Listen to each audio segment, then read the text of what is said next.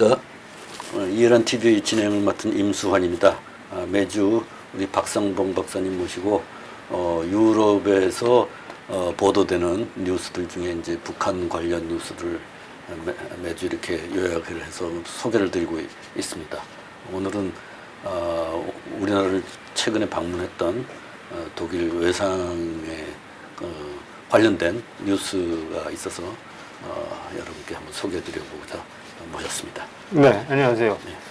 하이코 마스죠. 하이코 마스는 이제 메르켈 총리 내각의 4기 내각의 네. 이제 외무장관이 저는 3월 14일자로 외무장관으로 선임된 3인당 소속의 정치인이죠. 그럼 지금 이제 연정이 이제 3인당하고 3인당하고 김인년의 네. 대연정이죠. 두 당이 대연정이고 그럴 경우에 이제 3인당에서는 이제 가장 중요한 네. 자리가 바로 네. 외무부 장관 자리죠. 예. 그래서 이제 이 전에 이제 3기 때는 역시 3인당의 가브리엘 외무장관이 이제 외무장관을 수행했고 이번에 이제 3월 14일 날 지난 3월 14일 이후로 하이코 마스라고 하는 3인당의 이분이 이제 외무수장으로 독일 내 전체 외교 관계를 이제 총괄하고 있다고 볼 수 있습니다. 최근에 이제 한국을 다녀왔죠. 한국을 다녀왔고 이분이시죠? 이분이죠. 한국을 다녀왔고 이제 특히 이분은 본인이 스스로 비무장지대를 직접 가보고 이분은 이제 남한 정부나 여러 채널을 통해서 북한에 관한 정보를 듣긴 하지만 본인이 늘 직접 북한 문제를 챙겨왔던 사람으로 또 유명하고 이번에도 뭐 본인 직접 DMZ를 방문해서 직접 눈으로 확인하고 싶은 그러한 욕망을 평소에 이제 얘기해 왔고 이번에 그래서 찾아와서 보고 우리가 생각했던 것과 전혀 다른 발언들을 쏟아냈죠. 예를 들어서 이제 우리 같은 경우는 이제 북한이 최근 뭐 남북 정상회담 그리고 미북 정상회담 이후에 상당히 우호적으로 북한의 행보를 바라보고 있지 않습니까? 그렇죠. 그때 이분은 전혀 뜻밖의 얘기를 또 하고 있죠. 그동안 오랫동안 10년, 20년 이상을 북한의 행태를 지켜보고 왔다. 근데 북한은 국제 관행이라든가 국제법적으로 전혀 법을 해치는 행위, 위반하는 행위를 반복해왔다. 각종 협정이라든가 국제적 약속을 지키지 않은 북한의 행태에 대해서 정확히 알고 있고 이런 행태를 보아할 때 앞으로 북한 비핵화 문제는 간단하게 북한의 말만 믿고 해결될 문제가 아니다. 이렇게 이제 주장해 왔죠. 이번엔 뭐 우리가 이제 그분이 한 얘기 중에 이런 게 얘기했죠. 북한의 대북 제재를 하고 있는데 북한은 그동안의 관행으로 봐서는 절대로 스스로 비핵화에 나서지 않을 것이다. 말이 아니라 행동으로 판단해야 된다. 그러니까 우리는 절대로 하지 않는 얘기들을 막 쏟아냈죠. 유엔의 대북 제재는 북한이 이제 확실하고 그리고 검증 가능하고 돌이킬 수 없는 비핵화, 불가역적인 비핵화를 선행되기 전까지는 북한의 유엔의 대북 제재를 절대로 완화해서는 안 된다. CVID 원칙이 중요하다. CVID 원칙을 아주 분명히 밝히고 있죠. 그런 면에서 이제 우리가 독일의 북한 핵 문제를 바라보는 독일의 어떤 기조를 읽게 되는 거죠. 더욱 이제 우리가 여기서 좀 관심 있게 지켜봐야 되는 것은 이분이 3인당이라는 거죠. 3인당 외교부 장관이에요. 3인당 하면 이제 대표적인 정치인이 뭐 지금은 자꾸하셨지만 빌리 브란트 총리 아니겠어요? 그러니까 지금 독일에서는 가장 좌쪽에 있는 당이죠?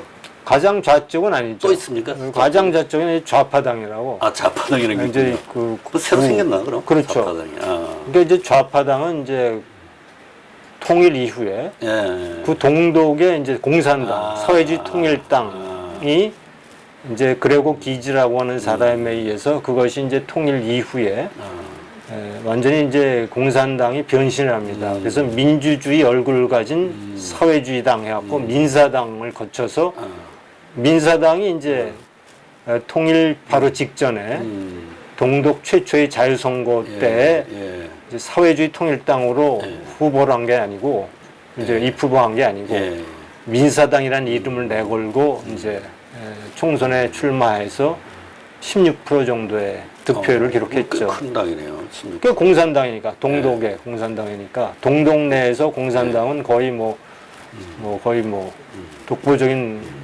그 유일한 정당이었었지만 이제 최초의 자유선거에서는 16%로 밀려난 거죠, 사실. 그래서 결국은 자유통일의 초석이 지금은 몇 프로 정도나? 지금도 한 동독에서 동독에서 한 10% 정도를 유지하고 있죠. 그럼 특히 전체로서는 전적으로서는 이제 5%의 정도밖에 안 되네. 원 진출의 그 규정을 충족하지 못할 정 전체로서. 그렇지만 이제 동독 쪽에서 상당히 영향력을 가지고 있죠. 그러니까 이제 의미 있는 정당으로서는 지금 삼인당이 좌쪽에 있다고. 그렇죠, 그렇죠. 가장 그야말로 양대 우파 좌파를 대변하는 정당이라고 볼 수 있죠. 근데 아까 그 좌파당이라는 것은 이제 민사당이 삼민당에 또 극자 세력이 있었어요. 이게 이제 오스카 라폰테인이라고 하는 사람인데 오스카 라폰테인은 이제 자란드주의 주총리도 한 사람인데 굉장히 그 삼민당 내에서도 극좌적인 성향을 갖고 있었죠. 근데 이 극좌 세력이 사실은 삼인당 내에서 탈당을 하고 민사당과 통합을 해서 만들어진 당이 좌파당이죠. 그러니까 보다 분명한 어떻게 보면 이제 진보적인 이념, 사회주의적 이념을 예전에 그런 고전적인 사회주의 이념은 아니지만 어쨌든 굉장히 좌편향된 그런 이념을 지향하는 당이죠. 그 당이 이제 좌파당이라고 볼 수 있죠. 근데 이제 그 삼인당은 그렇지만 어쨌든 그 진보 정당의 대표적인 정당이죠. 삼인당이. 근데 유럽 전체에서도 가장 큰 삼인당. 그렇죠. 진보 정당 중에 하나죠. 그렇죠. 근데 삼인당이 이제 사실은 우리로 치면 어떻게 보면 이제 더불어민주당 정도의 어떤 그 규모와 영향력을 가지고 있다고 하는데 이 사람이 아주 북한 문제에 대해서 이렇게 단호한 입장을 보여있죠. 북한은 절대로 비핵화를 말로만 북한의 비핵화를 믿을 수 없다. 신뢰할 수 없다. 북한에 대해서는 말이 아니라 행동을 보고 판단해야 되고 모든 대북 제재와 관련된 것도 행동이 선행되지 않으면 절대로 이걸 완화해서는 안 되고 북한을 그렇게 우호적으로 볼 수는 없다. 이렇게 얘기했죠. 근데 이 진보정당이 또 재밌는 것 중에 하나는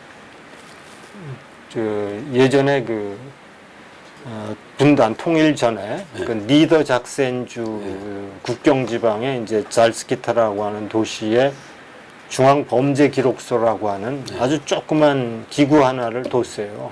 이 기구는 무슨 기구냐면 동독 공산정권이 저지르는 불법행위, 예를 들어서 국경을 넘는 탈출자들을 사살한다든가 그 외에 정치범을 가둔다든가 이런 행위들을 기록하는 아주 소규모 기구죠. 그래서 그 당시 사람들은 초미니 비대칭 무기라고 해서 이제 그 중앙범죄 기록소를 이제 우리가 지칭하고 그랬는데 그 중앙범죄 기록소가 바로 삼인당의 빌리 브란트 총리가 베를린 시장으로 있을 때 제안해서 만든 기구거든요. 1961년도에. 그러니까 좀 사회주의적인 성향이지만 인권 문제, 개인의 자유 문제를 아주 중시하는 그런 인권 문제, 인류 보편적 가치, 자유 문제, 그리고 안보 문제에 대해서는 아주 분명한. 그러니까 우리가 안보에 관해서는 여야가 없다고 얘기하지 않습니까? 이것이 정확하게 적용되는 곳이 안보가 독일이다. 무너지면 개인의 자유도 무너지는 다 무너지는 거죠. 그런 거를 이제 독일에서 볼 수 있죠.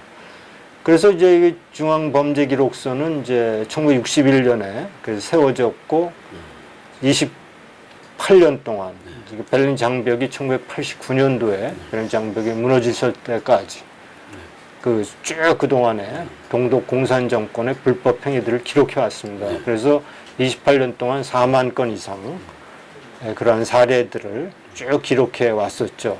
근데 항상 통일 전에 이제 동독은 항상 서독 정부를 향해서 늘 이 중앙범죄기록서에 대해서 그걸 빨리 폐기를 해라. 그걸 존속시켜서는 안 된다. 우리가 이렇게 동방정책도 하고 이렇게 접근을 하는데 왜 중앙범죄기록서를 계속 존속시키느냐. 그렇게 항의를 했죠. 네. 꾸준히 항의를 해왔었지만 이것은 뭐 중간에 이제 그게 이제 예산은 굉장히 작았어요. 그러니까 25만 막 정도니까 11개 주, 소독에서 11개 주에서 이제 그 인구 비례로 그것을 부담금을 냈거든요. 그러니까 뭐 많이 내는 그 주라야 뭐 5천 마르크, 6천 마르크 정도 이렇게 내는 아마 동독 지도자들한테 심리적인 압박을 많이 줬는 모양이네 그게. 그렇죠.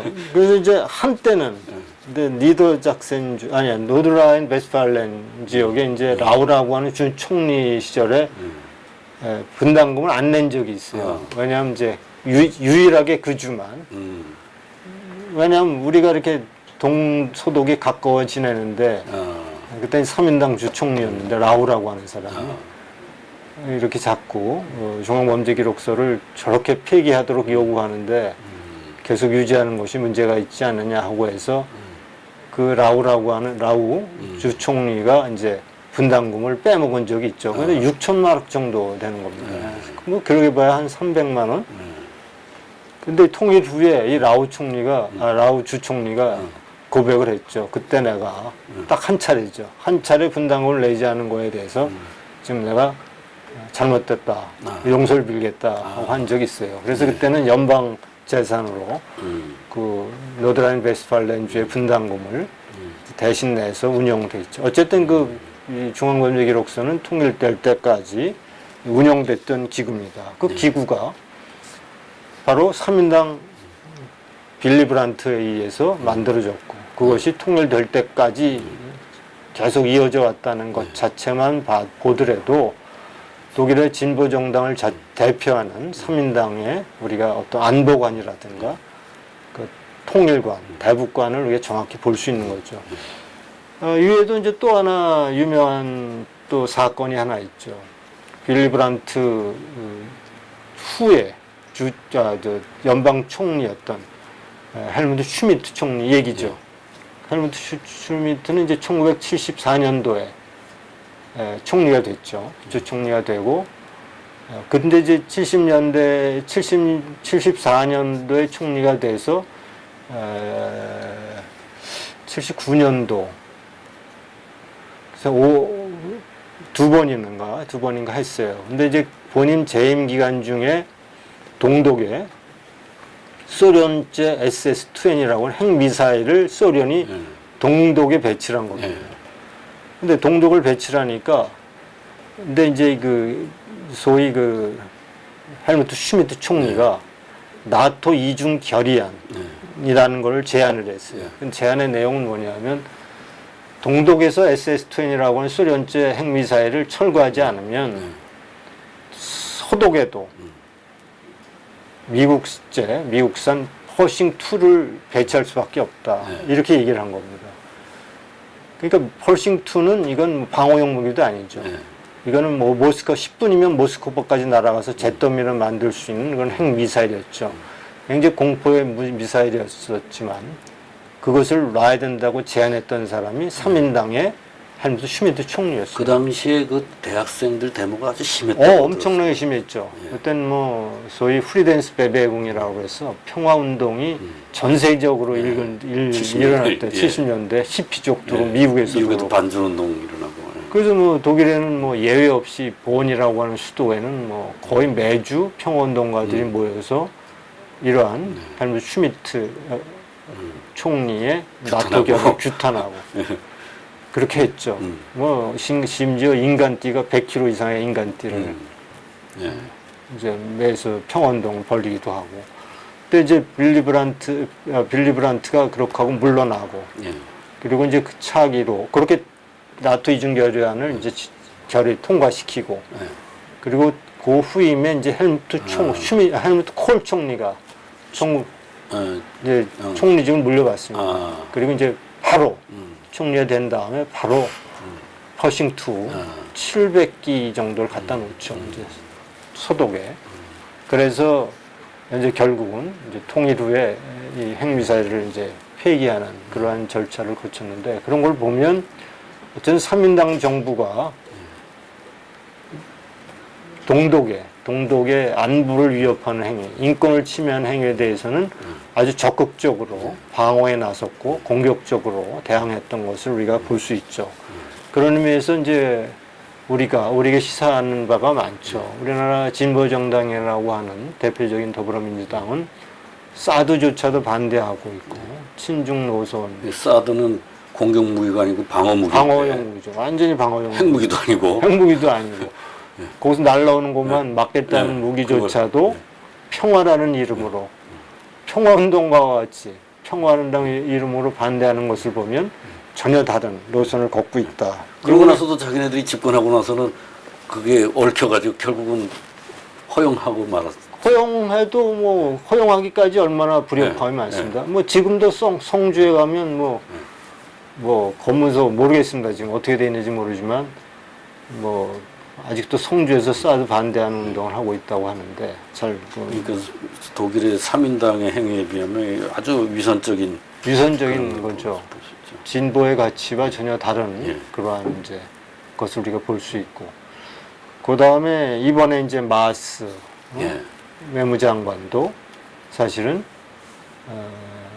아주 보다 분명하게 북한 비핵화 문제를 얘기하고 있죠. 이분이 와서 우리 대통령을 만났나요? 이번에?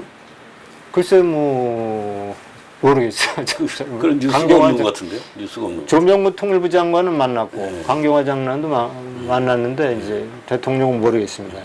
여기서 또 하나 이제 이게 이제 독일의 전파 도이체 웰레에서 이제 보도한 내용인데요. 여기서 재밌는 게 하나 보도가 된 게 뭐냐면 조명균 통일부 장관을 만난 겁니다. 근데 이제 조명균 통일부 장관이 이렇게 얘기했다는 겁니다.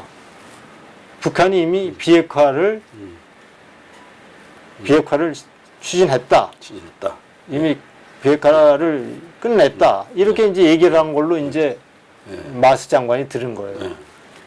근데 이제 나중에 이제 이 신문 보도는 그럽니다. 그것은 통역 과정에서 오보임이 드러났다. 그러니까 통역하는 사람이 조명무 장관이 얘기한 내용을 이제 정확하게 이제 좀 얘기를 했어야 되는, 통역을 했어야 되는데 북한이 이미 비핵화를 단계에 들어갔고 완료했다라는 식으로 이제 통역을 한 겁니다. 그것이 오역이라는 것을 보도한 겁니다. 그러니까 이제 여기서 뭘 느껴지냐면요. 우리 사회가 이제 지배하고 있는 어떤 여론이라든가 국민들이 어떤 생각을 갖고 있냐, 북한 비핵화에. 마치 북한이라고 하는 나라는 비핵화를 이미 이루어진 것처럼 사람들이 이렇게 생각하고 있는 건 아닌가. 그러니까 통역도 뭐 비핵화에 대해서 선입견을 갖고 있었겠죠. 우호적인 북한에 대한. 그러니까 통역도 그렇게 하는 거 아니겠어요? 전혀 비핵화가 되지 않음에도 불구하고 그런 얘기를 하고 있고, 또 이제 빌트지는 지난 7월 30일 날 빌트지가 유명한 보도를 하는 게 어떤 거냐면, 지난번에 판문점 회담 때 김정은이 타고 온 벤츠 마하 벤츠가 그 벤츠가 어디서 났느냐, 그 빌트지가 어떻게 보도했냐면요, 그 벤츠는 김정은의 나만의 새로운 친구가 아마 대여해 줬을 것이다라고 이제 보도했던 그 신문이고, 독일 내에서는 가장 최다의 유료 독자를 갖고 있는 그런 빌트지인데, 이번에는 이제 이렇게 보도해서 7월 31일 날 평양 외곽에 산움동이라고 있는데, 평양 외곽 산움동에 미사일 연구센터가 있다는 겁니다. 그 연구센터에서, 이건 뭐 독일뿐만 아니라 다 해외 언론 여러 곳에서 나오고 있는데, 거기서 이제 북한이 ICBM을 한 개 내지 두 개를 제작을 했다는 겁니다. 보도를 한 겁니다. 이제 제조 중에 있다, 이렇게 보도를 한 겁니다. 그것은 뭐 이 빌트지뿐만 아니라 이제 ICBM이라는 건 뭐 태평양 건너서 미국을 겨냥하는 대륙간 탄도미사일 미국 본토까지 타격할 수 있는 그 미사일을 아직도 제조하고 있다라는 것을 이제 보도했고, 또 얼마 전까지는 핵 물질을 또 여전히 네. 생산하고 있다는 네, 보도도 맞죠. 이제 같이 하고 있죠. 이런 얘기입니다. 이런 그 보도들을 이어가고 있고, 어쨌든 이제 북한의 비핵화 문제는 우리가 생각하는 것보다는 굉장히 어려운 과정을 거치고 있다. 근데 이런 과정에서 우리 사실은 북한 핵기에 가장 큰 피해자고 가장 크게 염려하고 비핵화를 위해서 열심히 노력해야 할 우리 정부는 오히려 네. 뭐 환상에 젖어 있는 듯한. 금강산 뭐 예. 관광이라든가 개성공단 재개라든가 종전 선언이라든가 최근에 뭐 석탄 북한 석탄에 대한 뭐 국내 반입이라든가 이런 전혀 국제사회와 보조를 맞추지 못하는 이런 행동을 하고 있는 것이 굉장히 우려스럽다 이런 생각을 좀 하게 됩니다. 그 조명균 통일부 장관이 이 마스 외무부 장관을 만나서 좀 그 현실을 깨달았더라면 그런 바람이 들어요. 그러게 말이에요. 그래서 조명균 장관이 지금 마스라고 하는 또 독일의 3인당 외무장관이 얘기를 했지 않았겠습니까? 북한은 이러한 전력이 이렇다. 네. 북한의 행태는 이렇고 국제법을 뭐 예사로 어기고 있고 뭐 그런 걸 좀 귀담아 들었으면 좋을 텐데 네. 글쎄 뭐 또 더 나가서 우리 대통령도 한번 만나서 솔직하게 대화를 좀 해서 그러게 말이에요. 현실 인식을 좀 또 하나 요시카 피셔라고 있어요. 요시카 피셔 피셔. 있었습니다. 요시카 피셔는 외무장관이었을 때 2000년 당시에 외무장관이었죠. 그때 이제 유명한 사건이 뭐냐면요. 폴로첸이라고 있었어요. 독일 의사 인권운동가죠. 북한에서 이제 북한에 들어갔다가 자기 뭐 허벅지 사람. 네, 북한에 들어가서 유명 사건이죠. 그때 이제 그 당시에 이제 지금 되돌아보면 빌 클린턴 행정부 당시에 그때 이제 미 국무장관이 누구죠? 평양에 갔던 올브라이트인가요? 올브라이트 국무장관이 이제 평양에 갔던 시기예요. 근데 그때 이제 로버트 폴로첸이 평양에 있었어요. 그래서 이제 올브라이트를 수행하고 있던 기자들을 몰래 이제 규합을 해서 아침에 이제 이 기자단을 데리고 호텔에서 봉고차에다 싣고서 평양 외곽으로 나온 겁니다. 그 이유는 당신들은 여기서 뭐 평양에 와서 아리랑이라든가 이런 걸 보고 가지만 북한의 실상을 좀 제대로 알아라. 그래서 이제 평양 외곽을 정말 근데 이제 로버트 폴로첸이라는 사람은 왜 북한 사회에서 이렇게 신뢰했고 그들에게 뭐 로버트 폴로첸에 대해서 통제가 그렇지 많지 않은 이유는 이제 이 사람이 의사라다 보니까 국경 없는 의사회 소속. 국경 없는 의사가 아니고요. 캅 아나모. 그 이제 베트남에서 활동하던 그러니까 그 보트 피플 그 베트남 난민을 돕기 위해 만든 캅 아나모라고 하는 단체에 소속된 의사였어요. 그러니까 그 활동이 끝나고 이제 인권 운동을 해서 북한에 들어간 거죠. 그러니까 이 사람이 거기서 치료하던 중에 이제 심한 화상 환자를 접하면서 자기가 이제 허벅지살을 띄어서 이제 피부 이식을 한 사건이 이제 평양에서 이제 방송을 타면서 유명해진 거죠. 그러니까 모든 북한인들이 로버트 폴로첸에 대해서 굉장히 우호적인 생각을 갖고 있었고, 뭐 보이브나 다 마찬가지죠. 그래서 거기는 평양에서 김정일로부터 영웅 훈장도 받았어요. 그러니까 영웅장도 갖고 다녔거든요. 근데 이 사람이 그렇게 하고 이제 인권 운동을 하다 보니까 그렇게 기자들을 데리고 평양 외곽도 다니고 하다 보니까 결국은 영웅 칭호를 받고 영웅상을 김정일로부터 수호받음에도 불구하고 추방명령을 맞습니다. 나중에 추방명령을 받아요. 추방명령을 받는데 애초에 이제 들어갈 때 2000년 말인가 2001년 말까지 비자를 갖고 들어간 거예요. 그 미리 추방명령을 받으니까 폴로첸이 아니다. 나는 비자 끝날 때까지 안 나겠다. 근데 그때 마침 요시카 피셔 외무장관이 한국을 방문하고 있었어요. 그래서 이제 북한에 이제 얘기를 해서 압력을 넣어서 폴로첸을 추방하지 말아라. 그래서 2000년 말인가 2001년 말까지 거기서 비자 만료 기간을 다 채우고 그리고 이제 이 사람이 이제 한국으로 오게 되죠. 한국에 와서 이제 그때 이제 한국에 왔는데 그때 이제 김대중 정부 시절 아니겠어요.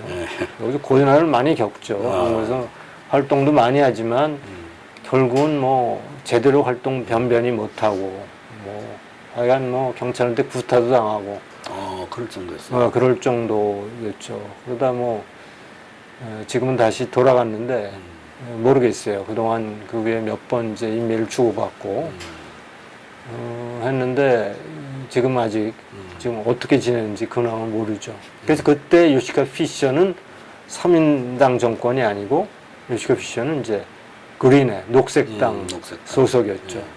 그때 이제 요시카 피셔가 그때는 이제 그때 총리가 누구야? 그때는 이제 아마 그 게르하르트인가? 3인당 정부 아니었어요? 3인당 정부였기 때문에 이제 그린당하고 이제 했었죠. 그런 일이 있죠. 어쨌든 독일은 진보를 표방하는 정당도 자유, 인권 이런 것에 대한 안보에 대해서는 소위 김일성과 동일하게 철저하게 안보를 지키는 그러한 정당임을 우리가 볼 수 있습니다. 그러니까 이제 좌우 연립 정부도 가능하고. 그렇죠. 그렇죠. 그러니까 지금 메르켈의 4기 내각이지만 3기 내각도 3인당과 김영과 3인당의 대연정이었거든요. 그러니까 우리로 따지면 자유한국당과 더불어민주당이 공동정부를 구성해서 나라를 이끌어가는 거예요. 그게 어떻게 가능하겠어요? 만약 우리와 같은 이념적인 성향을 갖고 있다면 더불어민주당과 자유한국당이 공동정부를 구성해서 나라를 운영해 갈 수 있습니까? 못하죠. 독일은 보니까 그 좌우 간의 정권 교체가 돼도 이전 정부가 한 정책을 부정하지 않고 계승하더만요. 그렇죠. 이제 완전히 계승은 아니지만 그걸 뭐 우리처럼 완전히 없는 걸로 하고 싸그리 뭐 보수 괴멸이다 이런 말도 안 돼. 나 국민의 그만큼 지지도가 있기 때문에 그렇지만 이제 그러니까 그 기반은 뭐죠? 헌법이거든요. 헌법을 부정하면 절대 용서가 없죠. 정당이 벌써 2개나 헌법재판소, 헌법수호청이 또 엄격하게 헌법을 지키고. 근데 우리 같은 사회는 사실은 헌법이 무시되기 일쑤예요. 어떻게 보면 법치주의가 실종된 것처럼 법원에서의 판결도 그렇고. 당파성이 너무 강하죠, 우리가.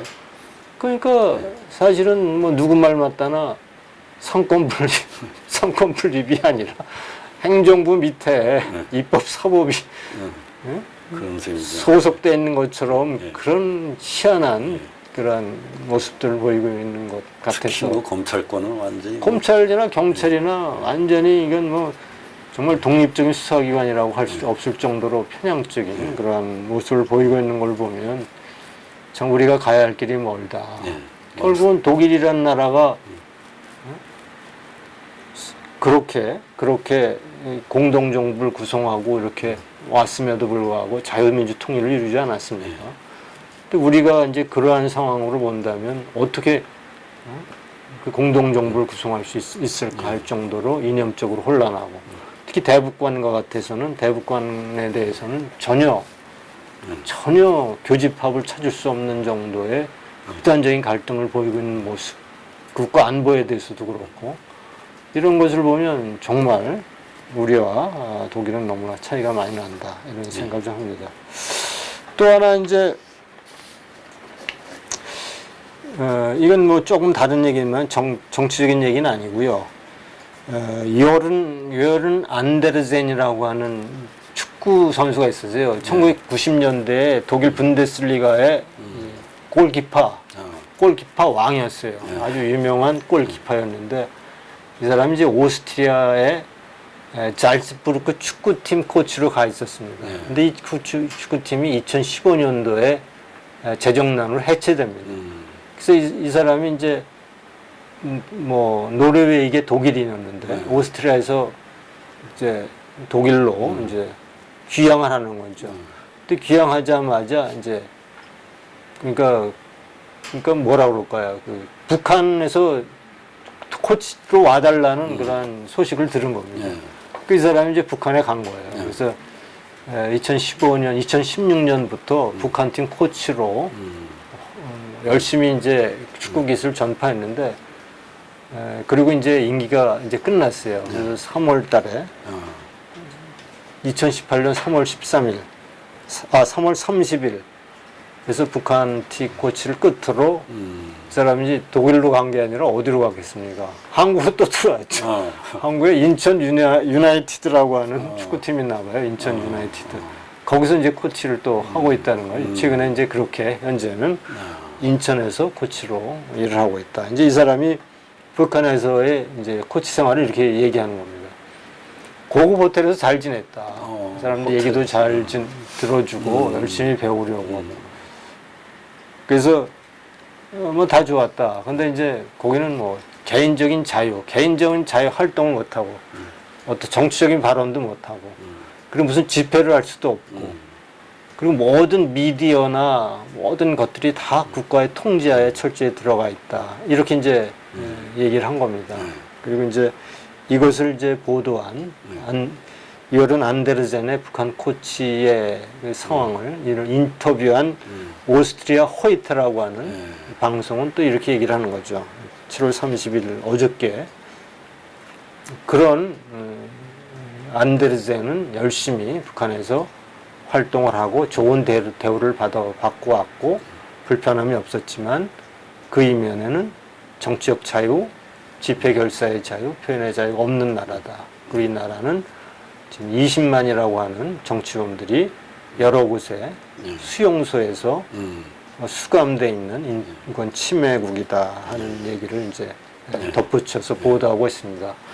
근데 이 안데르젠이 이제 어쨌든 이제 인천에 와 있으니까 이 사람도 이제 만나보면 좀 좋은 뭐 이야기가 북한에 관한 나오겠네요. 여러 예. 얘기들을 들을 수 있지 않을까 생각을 합니다.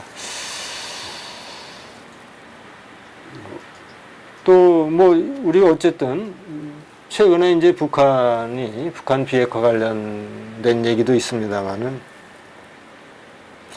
과연 북한이 본질적으로 스스로 개혁 개방에 나설 수 있느냐 없느냐. 근데 이제 이렇게 보면 우리가 독재자는 스스로 개혁 개방에 나선 적이 이제 없다는 거죠. 역사적으로. 예. 전부 강요된 개혁 개방. 그렇죠. 그러니까 스스로 자발적으로 이루어지는 개혁 개방은 일어난 적이 없다.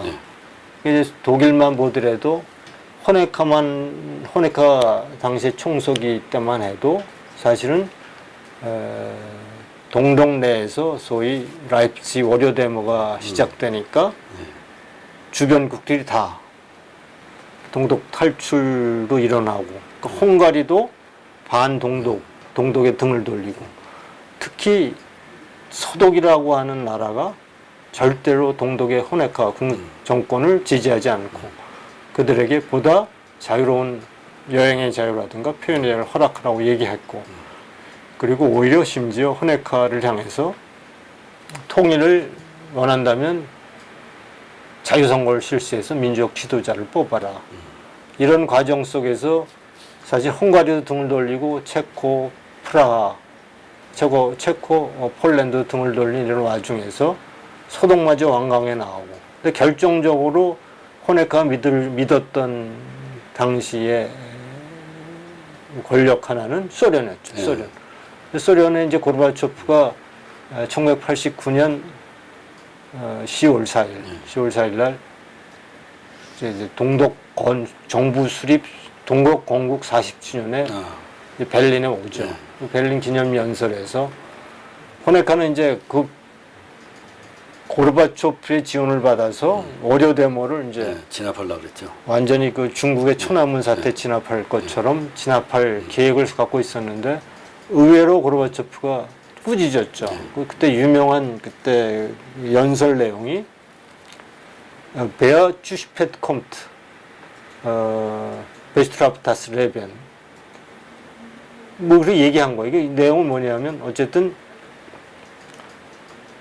개혁에 스스로 동참하지 않는 자는 그 인생이 그 자를 벌할 것이다 라고 하는 그 유명한 연설을 해요. 그러니까 이제 그 연설을 듣고 이제 호네카가 어떻게 보면 마지막 자기가 믿었던 고르바초프에게 이제 자기 나름대로 배신을 당한 거죠. 그 일이 있은 후에 사실은 호네카가 완전히 권력을 잃게 됩니다. 그리고 우리 그 스스로 이제 당에서 나오고 당도 그를 완전 출당 조치하는 사건이 벌어졌는데 결국은 이제 독재자라고 하는 권력은 이제 역사적으로 절대로 스스로 권력을 놓는 법이 없다.